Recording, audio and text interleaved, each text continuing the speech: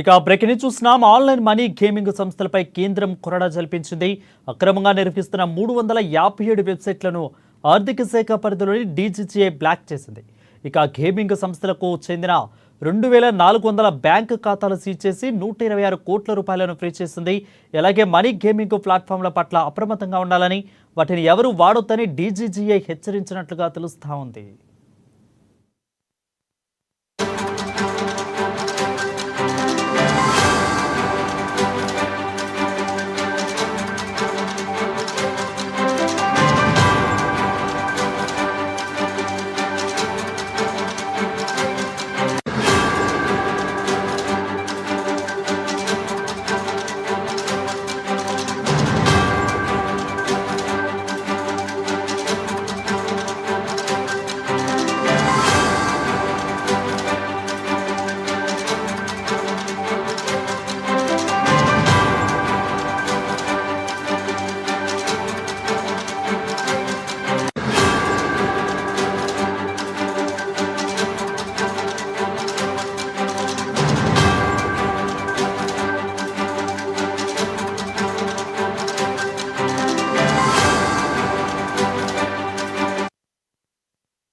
ఇక online money gaming సంస్థలపై కేంద్రం కొరడా జల్పించింది. ఎట్టకేలకు ఇక అక్రమంగా నిర్వహిస్తున్న 357 వెబ్సైట్లను ఆర్థిక శాఖ పరిధిలోని డీజీజీఐ బ్లాక్ చేసింది.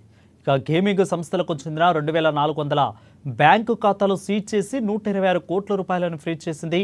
అలాగే మనీ గేమింగ్ ప్లాట్ఫామ్ల పట్ల అప్రమత్తంగా ఉండాలని, వాటిని ఎవరు వాడొద్దని డీజీజీఐ హెచ్చరించింది.